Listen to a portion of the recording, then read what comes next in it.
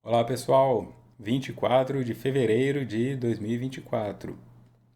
Esse é o estudo da obra Em Busca da Verdade, realizado pelo canal Mood e eu sou Vitor Antenore Rossi. Estamos no encontro de número 36, capítulo 9.3, Pensamento e Ação. Terminaremos hoje o capítulo 9.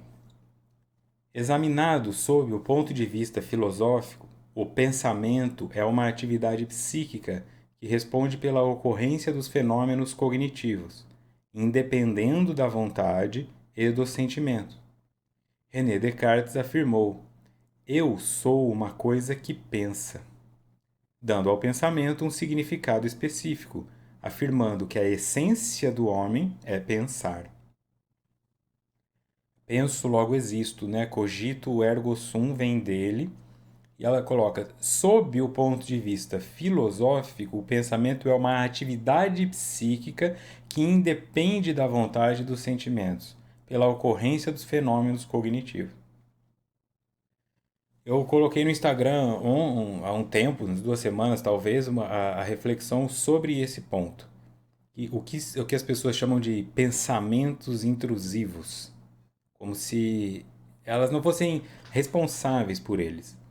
Todo pensamento é intrusivo.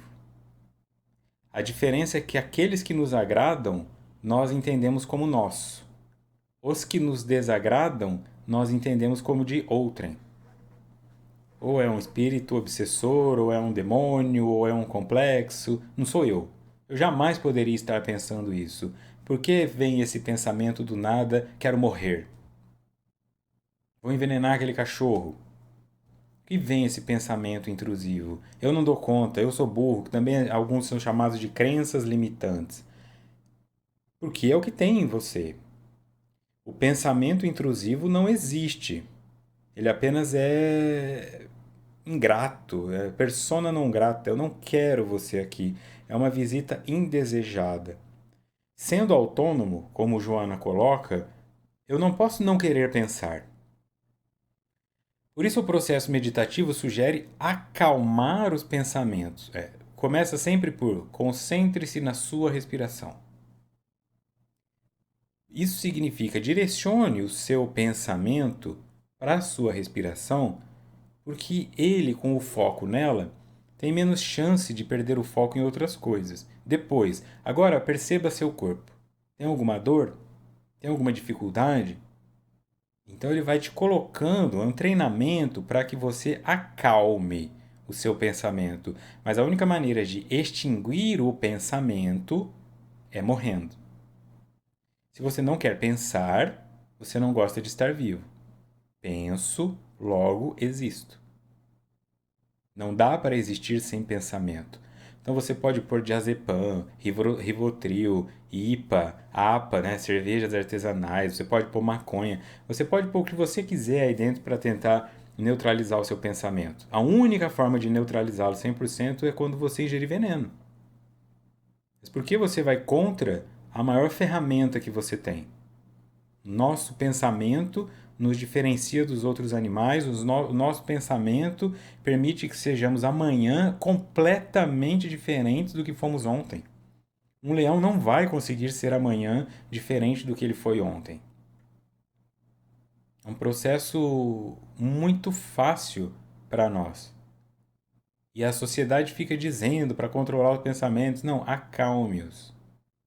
Acalme-os concentrando ele em questões que são efetivamente importantes para você no aqui e agora. Não jogue ele lá em 2038. Será que eu conseguirei terminar de pagar a casa? Você não vai conseguir fazer nada com uma informação que está tão distante. Desenvolvendo a capacidade de pensar, as barreiras dos instintos que limitam o espírito vem ampliando a percepção do psiquismo divino que nele existe, adquirindo essa peculiar capacidade, base para todas as realizações existenciais. Base é a matriz. É possível nascer sem mãe? É possível nascer sem óvulo? Você pode até nascer ali no laboratório, numa incubadora, mas você precisa do óvulo, do espermatozoide. Então, da mesma maneira, para que você se realize existencialmente, Joana está dizendo que você precisa do óvulo e do espermatozoide, do pensamento. Sem o pensamento, você não realiza nada, porque não há uma hipótese a ser realizada. Não há esta hipótese para os animais. Como eu disse do leão, ele não sente culpa por estar embaixo da árvore. O ser humano sente. Ah, eu não estou fazendo nada, desperdiçando meu tempo. Eu podia agora estar ouvindo um podcast. Eu podia agora estar fazendo um treinamento funcional. Eu podia. Aí vai gerando um sofrimento, mas também não vai e faz. Só fica pensando que podia. Aí eu quero um relaxamento vira uma tensão. Essa tensão ameniza a culpa, porque ela pensa: não, se eu me sentir culpada e eu não consegui assistir a minha série em paz porque eu estava me sentindo culpada, então eu já fui punida. Então eu já fiz a atividade que eu falei que eu não estava fazendo. Cria uma ilusão. Nada se constrói disso. Apenas se perde o tempo. Desperdiça-se o tempo que estava ali.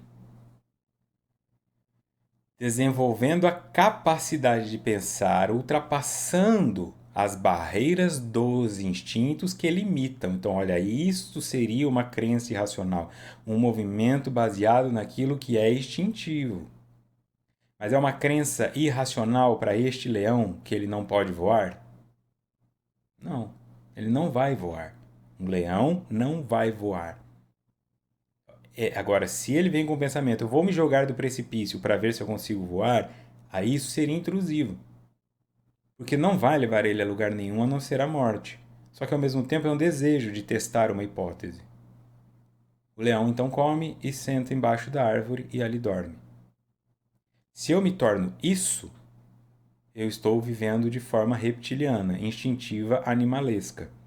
Se eu reflito sobre aquilo que eu estou fazendo, eu começo a entender que o pensamento limita em torno do instinto. O indivíduo me fechou no trânsito, quero matá-lo. Esse é o instinto. Não farei isso. Esse é o pensamento. Mesmo que você não farei isso, não vou ser preso e tal, não. Mas você pensou sobre isso. Nesse sentido, você já se ajuda.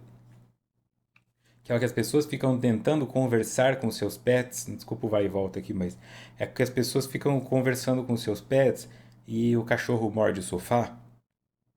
E ela fala assim: não, morde o sofá, aonde eu vou sentar? Sabe? Tentando fazê-lo compreender que existe uma lógica, que o sofá é importante para sentar. Ele não vai entender isso.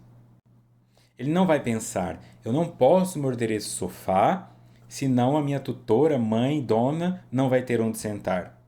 Ele vai ser condicionado pelo instinto: se eu morder esse sofá, eu apanho. Então, para não apanhar, não morderei o sofá. Para não ser preso, não matarei o cara que me fechou. Quando é que eu terei evoluído? Eu não posso matar o cara que me fechou porque ele pode ser pai de alguém, porque ele pode estar num dia ruim e porque talvez ele não perceba isso como importante porque a educação dele foi outra. Por isso eu não irei matá-lo, não para não ser preso. Se eu só não o mato para não ser preso, eu sou o cachorro que não morde para não apanhar. Mas ele não vai conseguir compreender a complexidade disso tudo. Falar para um gato: não vai embora porque você pode pegar a AIDS felina, o outro gato vai te machucar. Ele não vai entender isso. Ou você põe a tela, ou você não põe. Se não puser, ele vai sair. Nós é que não podemos ser assim. À medida que o ser humano encontrou desafios e dificuldades na vilegiatura orgânica, nos primórdios da evolução, foi desenvolvendo a caixa craniana e aumentando o volume do cérebro, graças ao surgimento dos neurônios necessários às sinapses mais elevadas e às expressões que iriam caracterizar o pensamento. Por isso, quando eu falo de cérebro reptiliano, é porque o cérebro se desenvolveu e ele foi ficando cada vez maior, né? Eu já dei aqui o exemplo do ET, cabeçudo e tudo mais. O nosso cérebro aumenta a potência porque ele cria novas estruturas e com novas estruturas ele pode fazer novas conexões. Como tudo é neutro, essas novas conexões podem ser usadas para o bem e para o mal. A mesma conexão que te faz entender a existência é a que te faz querer cometer o suicídio. Você acha que homens das cavernas cometiam tanto suicídio quanto os homens modernos? Eles não tinham esse pensamento. Você vivendo pelo instinto de sobrevivência para não morrer de fome, tendo que enfrentar animais selvagens, frio, chuva, achar uma caverna, depois vem outro que é a caverna tua, você tem que lutar com ele. Você vai se matar? Você tá triste? Não há reflexão. A inteligência, portanto, que é uma ferramenta poderosa, também está conectada em estudos que comprovam isso, que mais ou menos, quanto mais inteligente é o indivíduo, mais chance de ser triste ele é. Quando eu falei daquele amigo que dizia que o tripé da felicidade é ser feio, pobre e burro, é nesse sentido. Quando você tem pouco recurso, você sofre menos. Quando você tem muito recurso, o milionário está toda hora paranoico, vão me roubar, não vão me roubar, e aquele investimento, e não sei o quê. O cara que é pobre, ele está pensando assim, amanhã onde eu vou achar um papelão para dormir? Achei, acabou. Põe o papelão embaixo do braço, acabou o problema dele. Ele vai dormir. Agora tem que arrumar uma pinga. Bebeu a pinga, desmaiou, dormiu. O outro tá lá, com a insônia, tomando melatonina, pondo o som das baleias para tentar dormir, olhando o mercado financeiro, acorda 3 da manhã porque quer saber o mercado da China. Sofrendo. E o intelectual que racionaliza sobre as coisas, as conexões humanas, ele vai ficando difícil lidar com as pessoas. Portanto, essa é a questão. É uma ferramenta poderosa que nós utilizamos para autodestruição, para autodepreciação e para construção de melancolias, tristezas e depressões, quando ela tem o mesmo potencial para criar coisas que serão úteis para o mundo. Mas eu só penso em mim. Graças ao surgimento dos neurônios necessários, aí nós conseguimos então produzir pensamentos mais avançados. Emanação do espírito é o instrumento hábil para o Perdão. Emanação do espírito é um instrumento hábil para o estabelecimento da razão, do discernimento, da consciência que se desenvolve através de níveis específicos, até fundir-se na identificação cósmica, conforme sucede com o próprio pensamento. Em cada etapa, o espírito exercita em especial determinada faculdade, ora intelectiva, ora emocional, abrindo espaço para as aptidões culturais, artísticas, religiosas, sociais, políticas que irão construir a sua plenitude. Quando eu falo de sair de mim, de fazer alguma coisa que sirva para os outros, isso fala sobre essa emanação do espírito. É um instrumento hábil para o estabelecimento da razão, discernimento, consciência que se desenvolve através de níveis específicos até fundir-se na identificação cósmica. Se eu olho só para mim, é um espírito que não está emanando. Então eu olho só para mim, eu me canso. Vai lá para qualquer lugar muito bonito e fica olhando a paisagem. Você vai se cansar dela. Vai se cansar. Como eu já disse, praia é mais difícil porque a maré está em constante movimento, a cor do mar muda, então entedia menos. Mas montanha, ou cerrado, ou deserto, chega uma hora que você enlouquece. Você enjoa do quadro que está na sua casa e quer trocá-lo. Enjoa do seu corte de cabelo. Se eu fico olhando só para mim, eu não tenho mais o que ver. Aí eu começo a fantasiar, imaginar, projetar, criar, mas uma hora até isso acaba. Se eu emano, eu começo a me conectar com o cósmico. Aí as minhas potências são infinitas, porque o cósmico será incompreensível para qualquer ser humano. Eu posso viver 500 anos e eu ainda não terei visto. É impossível você se entediar com o que é cósmico. É impossível você se entediar com o universo. Você pode fazer uma faculdade de biologia para entender todo o processo biológico. Acabou? Tem a de física, tem a de química, tem a engenharia. Nunca acaba se você se interessa pelo mundo. O mundo vai ser infinito. Você vai morrer com 70 diplomas e ainda não conseguiu de técnico de edificação. Não consegue. E quando você desencarnar e voltar, já tem mais 4, 5, 15 faculdades diferentes que apareceram porque a ciência se desenvolveu. Isso só do ponto de vista da Terra, tentando entender o sistema solar e talvez a Via Láctea, que é uma entre trilhões de galáxias. Agora, se eu olho só para o Vitor, Preciso de folga do Vitor, não aguento mais olhar pro Vitor. O Vitor é muito chato, eu já tô implicante. Você entra em um relacionamento com a pessoa, tudo é lindo. Ah, olha o jeito que ele dorme, ah, que bonitinho ele roncando. Depois de um tempo você quer matar a pessoa porque ela tá roncando, quer que ela faz apneia, ela, ah, mas eu ronco não me incomoda. Aí separa. O jeito que a pessoa bate o garfo no prato, quantas garfadas ela dá, vai te irritando. Casais, por exemplo, que saem de si, que cada indivíduo tem uma vida, né? A mulher sai com seus amigos e amigas, o homem sai com as suas amigas e amigos, o casal tem outros casais amigos, estes são mais saudáveis. Porque mesmo que eles saiam e depois eles voltem falando mal dos outros casais, eles estão conversando. Se eles não saem, fica assim. Como é que foi seu dia? Ah, tudo bem. Hum. E o seu? Ah, é o Zé lá, né? Sempre dando problema. Ah, tudo bem. E acaba. Eu preciso me interessar. Eu preciso estimular o meu pensamento. Não é sudoku, palavra cruzada. É universo. Vá sempre buscando alguma coisa além. Quando você começar a sentir um tédio, uma tristeza, um vazio existencial, começa algo novo. Vai estudar alimentação Ayurveda, Ayurvédica, não tem problema. Vai estudar pontos de vista da Primeira Guerra Mundial, vai lá, mas se interesse por alguma coisa. Tá? Então, olha, eu me fundo na identificação cósmica conforme sucede com o próprio pensamento. Então, em cada etapa, o espírito exercita, em especial, determinada faculdade, porque não dá para exercitar todas ao mesmo tempo.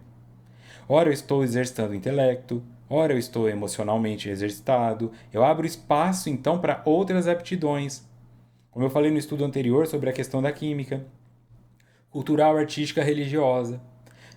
Então, às vezes, você vai abrir uma Bíblia ou o Alcorão, que é intelectual e religioso, e aí isso te dá uma ideia de um desenho.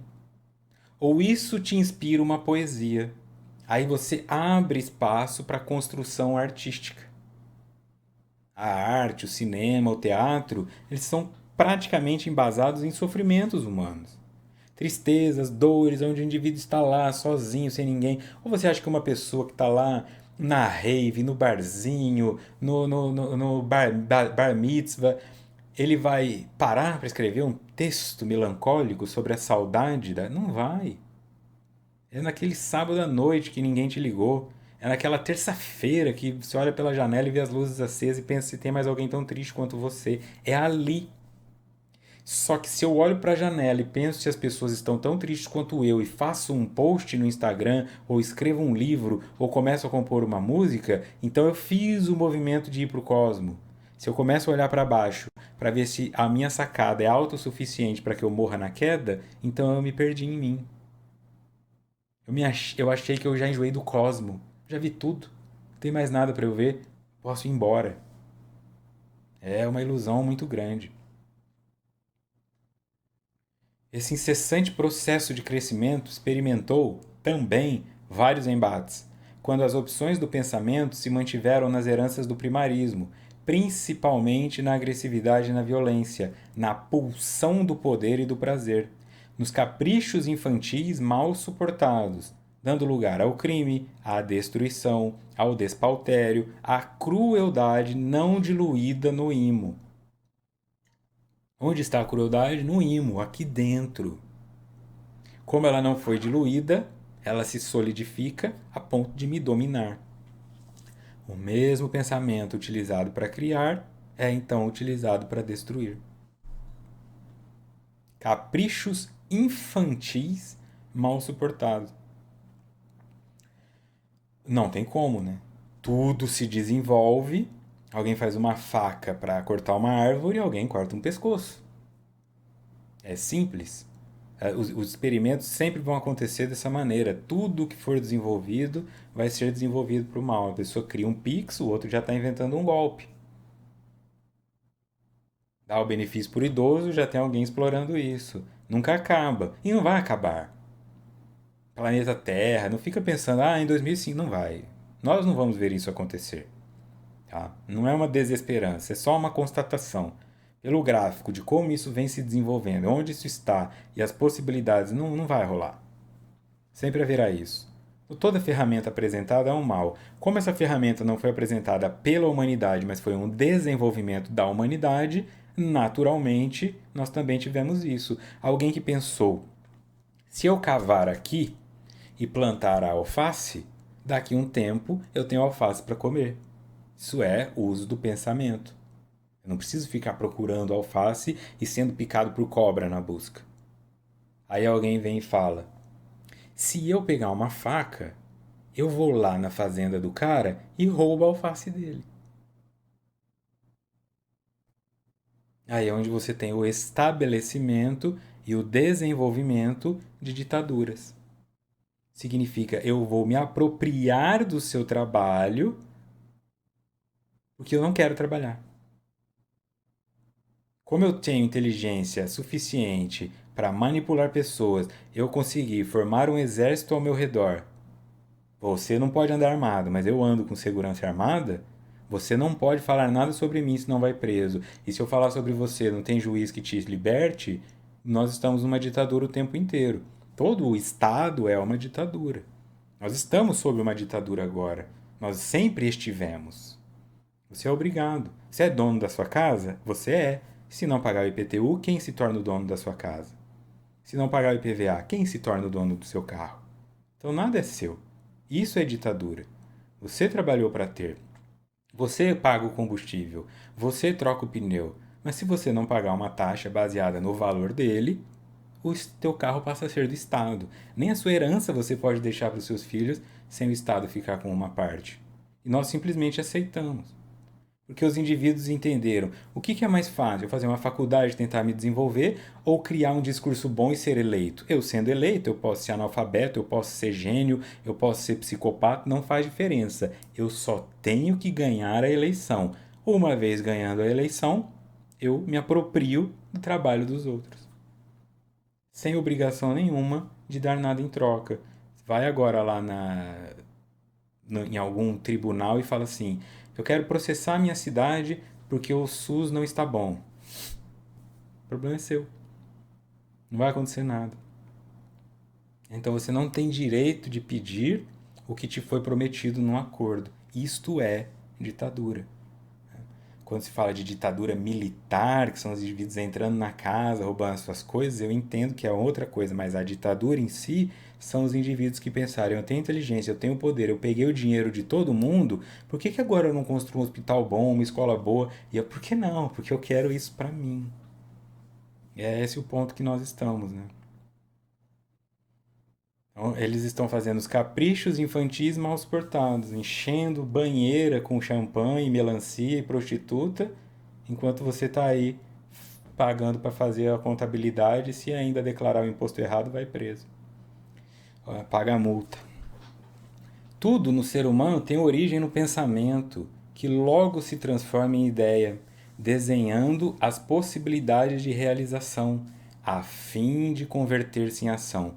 Como efeito, assevera-se que quando se pensa em determinada ideia, que se fixa, já se está cometendo o ato. Que coisa interessante.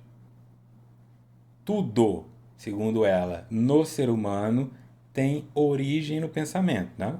Conversando com Descartes, penso, logo existo. O pensamento se transforma em ideia. Pensamento acontece eu querendo ou não. Eu estou aqui falando isso tudo e o seu pensamento está ouvindo a chaleira apitar, está ouvindo o micro-ondas apitar, e aí você vai dar um pause aqui para ir lá pegar a lasanha da Sadia que você aqueceu. Então não tem como você não ouvir o apito do micro-ondas. Seu pensamento vai naquele local. Aí você tem a ideia. Eu continuo assistindo e como frio ou eu pauso o vídeo e como quente? Aí você volta para cá com ela quente, está comendo, não percebe, o molho quente cai no teu colo, você se irrita, a sua esposa ou seu marido já fala: mas acabei de lavar o lençol, tinha... Aí vocês brigam e aí você não assiste mais esse estudo. Só amanhã. Acontece. Então isso tudo somos nós sendo vítimas de pensamentos que geram ideias e a ideia leva a uma ação. E essa ação, ou a ausência dessa ação, gerará uma consequência, que gerará um pensamento. Por isso, só o morto está livre de pensar. O corpo, né? Quando se pensa em determinada ideia que se fixa, já se está cometendo ato. Essa força de expressão está definida no capítulo 5 de Mateus, versículo 28, quando enuncia: Eu, porém, vos digo que todo aquele que olhar para uma mulher para a cobiçar, já em seu coração cometeu adultério com ela. E nós cobiçamos tudo que é belo, né? Tudo que faz sentido para nós de alguma maneira, tudo que nos falta, e isso vai gerando uma culpa. Mas existem mecanismos de sublimação. Então, pode ter uma pessoa que assiste um filme e aí tem um ator que causa nela um desejo. Ela não vai se envolver com aquele ator. As chances disso acontecer são pequenas, mas ela também não quer que o marido saiba que ela está desejando aquele ator. Qual o meio de lidar com essa tensão? Naquela noite eles terão uma transa muito boa. E o cara vai pensar: nossa, hoje ela estava afim. Estava, porque não estava transando com ele, estava transando com o ator nele. E isso dá um senso de: eu não o traí. Mas se eu não posso contar, porque o outro vai intimidar, se no meio ali da transa a mulher fala o nome do ator, é muito difícil que o indivíduo não pare. O que você me chamou? Ele se sente traído, entende? Não está acontecendo nada, ela não tem um caso com o cara, ela nem manda mensagem pro cara, é só aqui dentro. Mas para quem está de fora, isso é o suficiente. A ideia de falar sobre isso. Outro exemplo, você chama uma pessoa para limpar a sua casa. E tem uma porta no fundo que você sempre deixa aberta. Aí a pessoa está limpando você está apresentando a casa para ela, ó, aqui é o banheiro, aqui é não sei o que, eu quero que você limpe dessa maneira. Aí ela olha e fala assim: essa porta sempre fica aberta? Mesmo de noite? Na sua cabeça ela vai te roubar. Na sua cabeça, essa informação já é o suficiente para você não querer contratá-la, e agora você fica com medo dela sabendo que essa porta fica aberta e você vai começar a fechar a porta. Se amanhã alguém aparecer assaltando a casa, automaticamente você presumirá que foi ela, porque o simples fato dela enxergar que aquela porta aberta poderia ser um problema, para você já foi o suficiente, é como se ela já tivesse entrado ali e roubado tudo. É nesse sentido que nós damos uma importância muito grande para o pensamento e nem nos damos conta. Quanto você se afeta com a imagem que você enxerga de si quando se olha no espelho, quando se vê numa foto, quando alguém faz um comentário, quando você começa a ter pensamentos que de alguma maneira são destrutivos. Isso gera um constrangimento. Como gera um constrangimento e você não pode contar, por isso por muito tempo, e ainda é, né? Eu digo muito tempo porque será meio que um único caminho no Ocidente. Mas a Igreja Católica tem esse espaço de escape que seria o confessionário. Padre, pequei. Estou desejando outro homem. Estou desejando sair da empresa, mas eu não vou contar para ninguém. É quando o indivíduo fala só sobre coisas do pensamento. Muito do que é trazido para o confessionário só está no pensamento. Dificilmente alguém vai chegar lá e falar: eu matei um cara, eu estuprei uma mulher, eu espanquei meu filho. Porque aí é uma confissão de um crime. A confissão do pensamento, precisar de um confessionário ou de um ambiente terapêutico, já mostra o quanto nós somos incriminados pelos pensamentos. Se a pessoa pudesse falar isso: olha, esposa, eu estou começando a me sentir atraído por uma mulher no meu trabalho. Não é culpa dele, é o pensamento. Quando ele olha, ele está atraído, mas ele não pode conversar sobre isso com ela, porque ela vai ouvir que ele já está com a mulher. Então ele precisa falar sobre isso com o terapeuta, para explorar se realmente ele está apaixonado nessa mulher, se é só uma projeção, se é uma fase, o que é que está acontecendo, antes de chegar para a esposa dizendo: vou me separar de você porque me apaixonei por outra, ou não falar nada porque isso acabou e perdeu a força e ela nunca vai nem ficar sabendo. Certamente, quando se olha algo ou alguém, logo surge a formulação da ideia do desejo, da necessidade e, no caso entópico, o pensamento desregrado, indisciplinado, acostumado ao imediatismo da libido. Logo passa a experienciar a ação, desde o instante de emissão da onda mental. Por isso você é responsável por todos os atos que você comete, a não ser que você tenha um transtorno como esquizofrenia. Não sendo esse o seu caso, pode culpar complexo, obsessor, satanás, espírito, álcool, o que você quiser, mas é você. Todos os atos que você cometeu foram ideias que você teve, baseado em pensamentos que as nutriram e ações que você escolheu.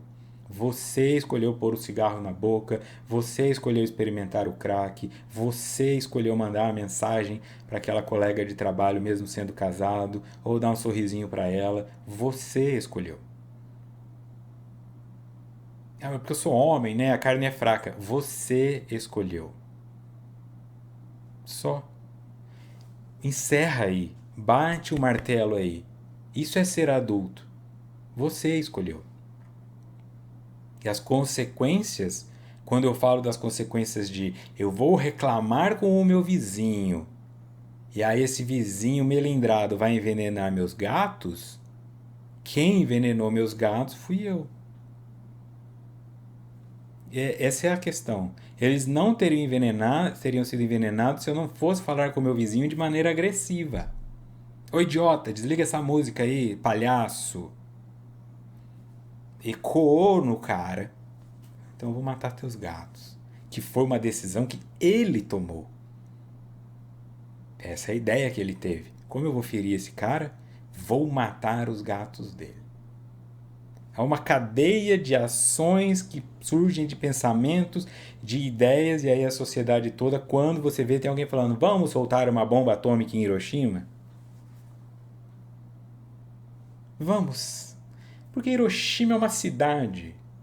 Não são pessoas individuais, algumas estão até contrárias à guerra, outras estão com medo. Ali dentro pode ter o novo cientista que vai trazer a cura para uma doença grande. Vamos simplesmente explodi-la. E assim acaba. É grave. Mas nada começa em um belo dia. Existe uma tensão entre Brasil e Paraguai? Não. Nós não estamos em guerra com o Paraguai. Você nem pensa nisso. Se você quiser ir ao Paraguai, você pega seu carro e vai. Os paraguaios vão falar olá, olá, olá. E tá tudo certo. Então não existe a chance de amanhã nós acordarmos sabendo que o Brasil soltou uma bomba no Paraguai. Não vai acontecer. Desse modo, então, todas as destruições que acontecem na sua vida e todas as destruições que acontecem foram pequenas tensões originárias de pensamentos, ideias, reflexos do nosso ego, da nossa vaidade, do nosso melindre, que geraram novos pensamentos, que geraram novas ideias, que geraram ações.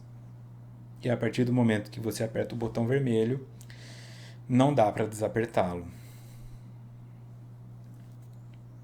Então o pensamento fica desregrado, indisciplinado, acostumado a imediatismo. Por que você está assim? Indisciplinado na alimentação ou nos seus vícios? Porque lá atrás você formulou uma ideia, essa ideia fez sentido, gerou uma ação e você não conseguiu atualizá-la. Por isso é chamado de comportamento compulsivo. Você faz isso porque lá atrás fez sentido. Quando eu dou esses exemplos, aos 12 anos fez sentido começar a fumar cigarro para se incluir no grupo porque você era solitário. Mas você não tem mais 12 anos. Mas ainda faz isso.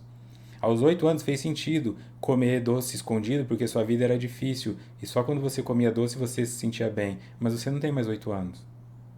Então essa ideia está velha. Este comportamento está desatualizado. O seu pensamento não está mais gerando novas ideias em você. Isso é blindar o pensamento. Você passa a agir compulsivamente. Como seu pensamento não pode deixar de existir e ele continua atuando, ele vai meio que tentando forçar a entrada. Como você não deixa porque está na inconsciência, as doenças aparecem. A insônia, a irritabilidade, o ataque de pânico. No mesmo contexto, o oposto também é verdade. Quando se fixa a atenção e, consequentemente, o desejo mental em algo enobrecedor, já se inicia a vivência do anelado. Essa força do pensamento também responde pela conduta emocional, pelas heranças positivas ou negativas do indivíduo, cabendo-lhe direcionar os seus anseios para as questões superiores da existência, as que dignificam e promovem o sentimento e a própria vida. Como tudo é neutro, eu é que faço a escolha de aonde eu vou direcionar isso, anelar, né, desejar. Se eu já estou traindo só de pensar na outra pessoa, então eu também já estou construindo só de pensar na construção. Começa aí. O que leva uma pessoa a chorar quando a casa fica pronta e ela fez da planta, contratou o arquiteto, e o arquiteto, não, pelo amor de Deus, arquiteto, eu sei que não faz sentido, mas eu quero que seja aí. Quando ela vê pronta, ela chora. E ela não está chorando só o choro de uma pessoa que ganha uma casa numa promoção, é um. O choro de uma pessoa que constrói a casa do zero é outro. Porque ela viu o pensamento dela concretizado. Em uma bela noite, ela imaginou uma casa. Ai, eu imagino essa casa com uma piscina, uma criança, um cachorro. Aí, quando essa casa fica pronta, ela vê o filho dele, o cachorro, correndo ao lado da piscina, ela debulha de chorar. Por quê? Porque o pensamento dela se concretizou. Da mesma maneira que esse indivíduo que fica pensando em outra mulher, fica pensando em outra mulher, quando ela dá um beijo nele, ele sente uma realização muito grande. Então aquilo fica voraz. É muito mais gostoso do que se ele tivesse contratado uma garota de programa. É nesse sentido. Então o nosso pensamento vai gerando em nós esses desejos, e esses desejos, quando são concretizados, nós experimentamos satisfação. Quando não são, nós experimentamos frustração. E para muitas pessoas a frustração é sinônimo de raiva.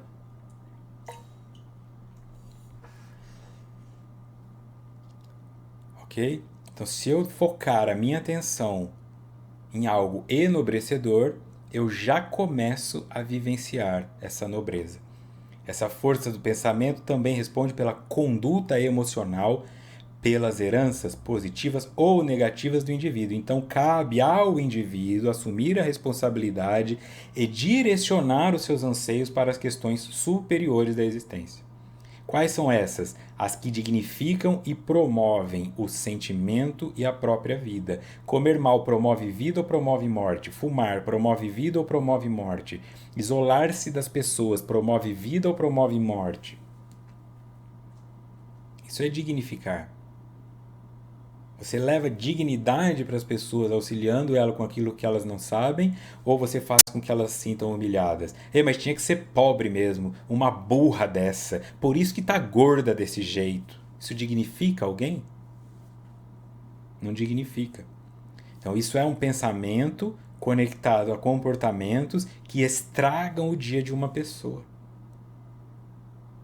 Se eu começo a. Como é que eu faço então para amar ao invés de odiar? Como é que eu faço então para querer ao invés de repelir? É um treinamento porque nós estamos compulsivos. Aí você vai e fala, ah, mas eu vim aqui, mas só tem gente burra, só tem gente chata. Olha esse outro, não cala a boca, pelo amor de Deus, cala a boca um pouco. Olha essa aí que só fala besteira. Esse só vem para conversar, não tá aprendendo nada, parece que tá solitário em casa. É. E você? É quem no grupo? É esse aqui, ó. As pessoas te veem, nossa, pessoa nervosa, né? Às vezes eu tenho medo de abrir a boca e falar, porque parece que tudo que eu falo eu sou burra perto dele. Isso é o que você causa. Então, se você tirar todas as pessoas burras do grupo de estudo que você frequenta, só vai sobrar você. Se elas tirarem você, elas continuam lá. Então, você é um problema, não elas. E isso vai levar você a falar, eu vou estudar sozinho em casa, então vou só assistir os vídeos lá do canal Mood, ou de não sei quem, e aí eu não preciso interagir com as pessoas. É, aí não cresce, né? Intelectualmente cresce, mas vamos começar a pôr em prática isso aqui. Isso me incluo, tá? Em vários aspectos. Não se esqueçam, eu não estou aqui como professor. Eu estou aqui como aluno. Professor é a Joana. Quando vitimado por transtornos psicológicos, o indivíduo apresenta-se incapaz de fixar o pensamento na esperança e na expectativa de recuperação, normalmente porque sempre cultivou as ideias negativas, pessimistas e perturbadoras às quais se acostumou. Eu sou vitimado por transtornos psicológicos dos quais eu também sou algoz. Eu sou vítima de mim. Então eu me apresento incapaz de fixar o pensamento na esperança e na expectativa de recuperação. Ela fala sobre esses pensamentos. Quando eu falo das pessoas que dizem assim: olha, eu queria muito ser vegetariano, mas nessa vida eu não consigo, é esse exemplo. Por que não? É só sua vontade. Ah, eu já fumo há tanto tempo. Ah, agora que já o casamento já estamos há 20 anos juntos. E daí? E daí? Isso é morrer vivo. Morrer vivo. Todos os dias você começa alguma coisa. Todos os dias você olha para aquilo que você já começou. Tá, todos os dias pode ser muita coisa, mas vamos lá, vai, uma vez por ano. Perto do seu aniversário, ou perto do Natal, ou perto da Páscoa, ou perto da Ação de Graças. Eu não sei onde você vive, o que você experimenta, mas pelo menos de vez em quando, pare para analisar a sua vida. Pare para olhar se é isso ainda. Vou ficar aqui porque eu já estou acostumado. E você vai. Quando você vai na casa de pessoas que se atualizam, elas estão se mudando, elas estão querendo crescer, você percebe que tem uma certa organização. Quando você vai na casa daquelas pessoas que elas se assentam na escolha que elas fizeram, você vai visitá-las, você vê tanta coisa acumulada. Aí você vai lá na área externa, que é a cozinha, aí tem uma Tupperware, depois tem um negocinho do Mickey para guardar arroz. Não tem coerência em nada. São coisas que elas foram ganhando, elas estão há 20 anos, elas foram juntando e guardando, não tem coerência. Elas sabem exatamente onde está cada coisa. E para elas aquilo funciona. Mas quem chega de fora não vê coerência. Porque elas já se perderam naquilo ali. Elas vão se adaptando. São 3 cadeiras de madeira, a outra é de ferro, a outra é de plástico. Ela não tem mais essa necessidade, porque as pessoas se adaptaram àquilo. Eu não estou falando assim de não ter dinheiro para comprar coisas novas. Eu estou falando de pessoas que já não olham mais para si. E são coisas simples. Se eu chego num lugar e a pessoa fala, leva para a sala ou leva para a mesa de jantar, né? E ela fala assim, senta aí. Primeira coisa que eu pergunto, qual é o lugar de vocês? Porque eu sei que tem. E eu sei que é quase imperativo que cada cadeira daquela tem o formato da bunda de cada pessoa que senta nela. Se tem uma pessoa mais gorda na casa, uma pessoa mais magra, vai sentando no sofá que você vai saber aonde a gorda senta, onde a magra senta. Estabelece-se dessa maneira e ninguém mais reflete sobre aquilo. Tua fisiologia, tua coluna, teu pescoço, ele já olha a TV desse lado, e esse teu lado já vai ficar um pouco mais torto, porque você nunca senta do outro. Aí as pessoas que vão se mudando, mudam de casa de vez em quando, tem que se readaptar, elas vão meio que se renovando. Então, se eu faço isso com a casa, com as relações, com a vida, eu realmente parei de pensar sobre ela. Mas como parar de pensar é impossível, então o pensamento está em algum outro lugar. As doenças e as fantasias. Desejos ocultos que começam a emergir, né? Em projeções principalmente. Você começa a se irritar com o vizinho que trocou de carro. Porque você tá com o teu há 25 anos e esse carro aqui já tá bom, me leva para onde eu quero, eu vou polir ele. Você não consegue nem imaginar a ideia de trocar de carro. Porque é como se você estivesse traindo um sistema. Nota do expositor. Aqui é o importante, porque no penúltimo encontro eu tinha falado sobre a árvore dos desejos, mas eu falei tudo por cima, de maneira bem torta, né? Eu não gosto de nada torto.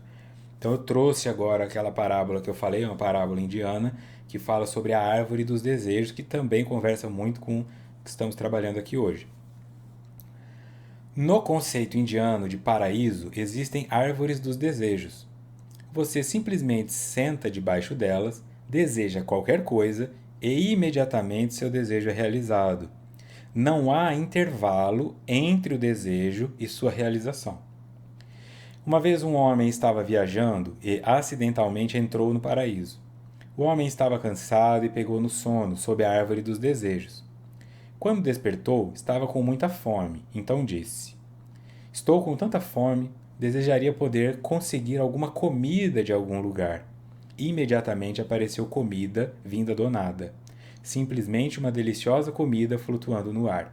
Ele estava tão faminto que não prestou atenção de onde a comida viera. Começou a comer imediatamente a comida e era tão deliciosa. Depois, a fome tendo desaparecido, olhou à sua volta. Agora estava satisfeito. Outro pensamento surgiu em sua mente. Se ao menos eu pudesse conseguir algo para beber, imediatamente apareceu um excelente vinho. Bebendo o vinho relaxadamente na brisa fresca do paraíso, sob a sombra da árvore, começou a pensar: O que está acontecendo? Estou sonhando ou existem espíritos ao redor que estão fazendo truques comigo? E espíritos apareceram. Os espíritos eram ferozes, horríveis, nauseantes. Ele começou a tremer e um pensamento surgiu em sua mente: Agora vou ser assassinado, com certeza. E imediatamente os espíritos o assassinaram. Não tem como ser mais claro do que isso na explicação do que é pensamento e ação. Imagine se você estivesse embaixo dessa árvore. Você estaria vivo? Quando vem aquele pensamento, eu não sirvo para nada. A vida é uma porcaria. Quais os pensamentos? Então, o que você está plasmando, o que você está emanando, com o que você está comunicando é o que você está atraindo, criando. A árvore dos desejos, então, para o nosso momento psicológico, ela é muito mais um castigo do que um prêmio. Deus me livre dessa árvore dos desejos. Nós não estamos prontos para ela. A árvore dos desejos é o nosso pensamento. O nosso cérebro, respondendo ao pensamento do espírito, é o que cria isso. É imediato. Você consegue se entristecer no exato momento em que você pensa: vamos fazer a viagem, colocou tudo no porta-mala, coisa linda, maravilha. O celular dela apita. Aí tem a mensagem daquele cara que você tem ciúme. Naquele momento você está sendo traído. Você não está. Mas naquele momento você sente que está, e ao invés de ficar feliz porque estão fazendo uma viagem, você já imediatamente plasma a tristeza e a sua viagem vai ser horrível. Ou você vai brigar confrontando ela e já estraga o clima, ou você não vai falar nada, mas internamente vai ficar paranoico. Enquanto ela vai tomar banho, você quer pegar o celular dela para olhar. E você fica o tempo todo pensando: ela está olhando para mim ou ela está com um pensamento distante? Você criou isso. Essa é a informação. Seu pensamento, seu cérebro, sua ação, você pode ter estragado a sua viagem, pode ter estragado o seu namoro, que poderia virar um casamento, não sei o quê, por algo que foi só uma mensagem do indivíduo falando assim: ó, segunda-feira não esquece de levar os relatórios, por favor. Porque ele trabalha com ela. E quantas, má interpretações levaram a guerras, violências e tudo mais. Quantas má interpretações levaram você a sentimentos de tristeza. Que já está em você o desejo de ser feio, e aí se uma pessoa bonita olha na sua direção, você já pensa: ela está olhando para mim porque deve estar me achando ridículo. E aí naquele momento você se torna ridículo. Imediatamente. Essa é a árvore dos desejos. O indivíduo tinha tudo e trouxe para si mesmo a morte por espíritos que ele criou. Olha que coisa profunda. Em se esforçando, no entanto, e desejando a conquista da saúde física, emocional ou de algum transtorno mais profundo, desde que não estando afetado na função do pensamento, poderá fixar a mente nas perspectivas saudáveis do refazimento, auxiliando os neuropeptídeos na produção das substâncias especiais para o reequilíbrio. Então, os neuropeptídeos são esses que permitem que o desejo seja realizado, ou seja, o cérebro começa a alterar a frequência começa a produzir novas ideias positivas e é simples. Se você para diante de uma casa e diz assim: eu preciso demolir essa casa. A primeira coisa que o seu cérebro começa a mandar para você, marreta, talvez uma escavadeira, mas tem que ligar na prefeitura se tem alguma taxa para demolição, porque o Estado quer isso. Aí você começa a ir em direção a como demolir essa casa. No meio desse processo não vai aparecer nenhuma informação de como construir uma. Seu cérebro trabalha para você. Então os neuropeptídeos são esses garçons que levam aquilo que você colocou na bandeja. Veneno, champanhe, água benta, você colocou na bandeja, eles levam. Em levando, você vai entender quando vem uma doença em você e você fala: vou morrer? É Deus me punindo? Quando você diz é Deus me punindo, automaticamente você plasma um Deus punidor. Aí tudo na sua vida começa a fazer sentido. Também em 1978 eu pedi o dinheiro do meu pai para a faculdade e na verdade eu usei para comprar droga. É por isso. Nossa, aí fica insuportável. Aí além da doença que já está no corpo, você fica com a doença mental de tentar achar uma razão para isso, começa a plasmar que essa doença vai te matar, e aí ela te mata. No último encontro foi falado sobre fé e religião. Por isso, quando um médico fala você tem 2 meses de vida, se você acredita nisso, você morre em 2 meses. A fé é você não acreditar. É entender a árvore dos desejos. Fala, não. Se eu desejar, eu supero esses 2 meses. E aí eles viram os 12 anos que eu falei. Mas é difícil por conta desse condicionamento animal que nós temos. Como um cachorro que sente o cheiro da ração e já saliva. Nós simplesmente respondemos. Esse retreinamento, essa reeducação passa pela meditação. A maioria das pessoas não querem fazer. Elas vêm para a terapia, elas acham que em 3 encontros ou em 6 meses elas vão se resolver. Não se resolve, gente. Essa é uma parte difícil. Eu tenho 39, eu estou em terapia desde os 12. Não estou pronto. Não vai. Tem pessoas que estão em terapia comigo há 9 anos. Eles estão se modificando. A pessoa entendeu que a terapia não é assim. Eu vou ali, conquisto um diplominha e pronto, eu estou bacharel. Ela é uma coisa que nunca acaba. Ela pode ajudar a encerrar um processo que está aberto, um luto e tal. Aquilo se fecha. Mas quando uma coisa se fecha, outra se abre, porque nós estamos o tempo todo pensando sobre a vida. Quem entende isso, assimila a terapia à vida, como a academia ou a atividade física e a alimentação, como algo que não dá para ficar sem. Eu posso fazer uma pausa de vez em quando para testar os meus limites sozinho, porque eu cansei de correr na esteira, eu quero correr na cidade, mas em algum momento você precisa voltar para recondicionar-se. Então esse espaço de olhar para a vida, para a religiosidade, ela passa assim. Não fica indo no centro espírita, na igreja que você frequenta, só, esse pastor é chato, esse palestrante eu já vi semana passada, por que eles não trocam a cor dessas cadeiras? Você morreu quando você faz isso. Pensa o tempo inteiro. Por que a palestra desse cara tá chata? Por que eu não consigo lidar com pessoas que demoram para chegar no ponto? Por que eu não gosto da cor dessa cadeira? Você pode não estar recebendo a informação porque a palestra é chata, mas você não pode ir para o desejo de que ela acabe logo, porque se ela acaba logo, a sua experiência ali também acabou logo. Daqui a pouco a sua mente está dizendo, não vá, hoje é aquele cara chato, e aí você já nem vai. E entre a palestra daquele cara chato, tem você chegando, cumprimentando as pessoas, vendo o crescimento dos filhos dos outros. Depois que a palestra acaba, tem você recebendo um passe, uma fluidoterapia. Isso você perde junto.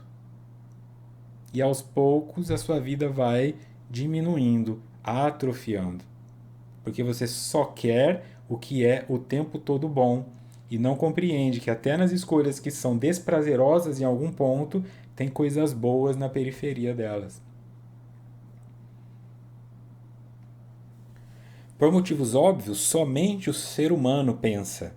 É capaz de compreender abstrações de conceber e antever o que lhe ocorre nos painéis da mente e que pode materializar posteriormente através do empenho e da dedicação na construção das ideias. Começa no pensamento e termina na matéria. Olha, eu materializo posteriormente através do empenho, porque a árvore dos desejos materializa imediatamente, mas no nosso caso nós temos que construir, né? Então eu preciso de empenho e dedicação na construção dessas ideias que foram originadas pelo pensamento. Dedicação é isso. Eu não vou desistir porque está difícil. Eu não posso. Se for dessa maneira, você começa a construir uma casa, descobre que o pedreiro está roubando material, aí você fala, chega, eu não confio mais em nenhum pedreiro, você vai ficar com a casa metade construída? Ou vai deixar ela para lá? Você vai ter que se dedicar. Então você vai, eu vou começar a fazer corrida para emagrecer, condromalácia, fascite plantar, esporão de calcânio, deixa para lá, não vou correr mais? Dedicação é isso.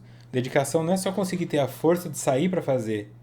É tratar os problemas que aparecem enquanto você está fazendo, aceitar o setback, né? Dar 2 passos atrás para depois dar um passo para frente. É frustrante. É frustrante. Só que a vida, ela termina no óbito. E o óbito, com exceção do suicídio, ele não é determinado por você. Ele é determinado pela vida. Pela sua fisiologia, pela vontade de Deus que seja, pela causa e efeito, pelo envelhecimento, mas não por você. Então, se você não tem controle sobre isso, nem pense sobre isso. A morte não precisa ser pensada, a morte é um axioma, é uma verdade absoluta. A morte não pode ser evitada do corpo físico. O que você está trabalhando não é para morrer mais longe, é para viver melhor antes que a morte chegue. E é melhor viver num corpo sem colesterol do que com colesterol. É melhor viver num corpo sem refluxo do que com refluxo. É melhor viver. Morrer vai morrer o gordo, o atleta, vai morrer todo mundo. Eu apenas determino o quanto de vida eu tenho até que a morte chegue. Não pensando sobre a morte, automaticamente eu começo a pensar sobre a vida. Quando eu começo a pensar sobre a vida, então não é o meu cérebro pensando precisa da marreta para demolir a casa. É ele pensando precisa de um pedreiro para construí-la. Quem é esse pedreiro? É o fisioterapeuta que vai te ajudar com essa dor? É o nutricionista que vai te ajudar com a sua alimentação? É a médica que vai te ajudar na compreensão dos teus exames? É onde você começa a entender. A vida vai te dando elementos. E aí você descobre. Se você não tem filho, você nem sabe quem são os pediatras da tua cidade. Tenha um filho para você ver se você não vai conhecer todos. Aí você vai encontrar uma mãe que fala, eu fui nesse, mas esse é ruim, aquele é um pouco mais grosseiro. Esse nunca atende na hora. Depois, quando seu filho tiver uns 2, 3 anos, aí finalmente você achou o melhor pediatra baseado naquilo que você gosta. Aí se você for ter um segundo filho, esse já vai se beneficiar desde o início. Mas os pediatras sempre estiveram aí. Você não tendo filho, você nem liga. Eles podem desaparecer do planeta Terra que não vai fazer diferença para você. Esses são os elementos da vida. Tem um monte de coisa ao teu redor que está aí para te curar. Um monte de ideias que vão te ajudar a parar de fumar, emagrecer, parar de assistir pornografia, mas você não acessa elas porque você está concentrado em como fazer para fumar e não morrer, como assistir pornografia escondido para que a minha esposa pare de desconfiar. Tem algum navegador com a navegação anônima? Você está construindo destruição ao invés de construir vida. Mediante o pensamento bem ordenado, todo o construto do ser humano avança pelas vias formosas da saúde e da edificação interior, alcançando o elevado patamar da individuação. Então, mediante é o método. Utilizando o pensamento bem ordenado, tudo o que eu construo avança para saúde e edificação. Então, edifício, estou construindo e não demolindo. E com essa edificação, eu alcanço o elevado patamar da individuação. Como se a individuação estivesse no 10º andar. Primeiro você precisa do terreno vazio, depois você faz o alicerce, constrói o primeiro, segundo, terceiro, quarto. Quando chegar no 10º, terá individuado. Se você fica aí embaixo e nem o terreno você tem ainda, você não vai individuar, porque você tem que se elevar, ver de cima, evoluir. E você só faz isso pela própria vontade, materializando através de ações as sugestões que o seu pensamento traz. Próximo encontro, 27 de fevereiro, capítulo 10, A Vida e a Morte. Começaremos, portanto, o último capítulo do livro, serão os últimos 4 estudos, 4 encontros. Ok? Boas reflexões e até a próxima.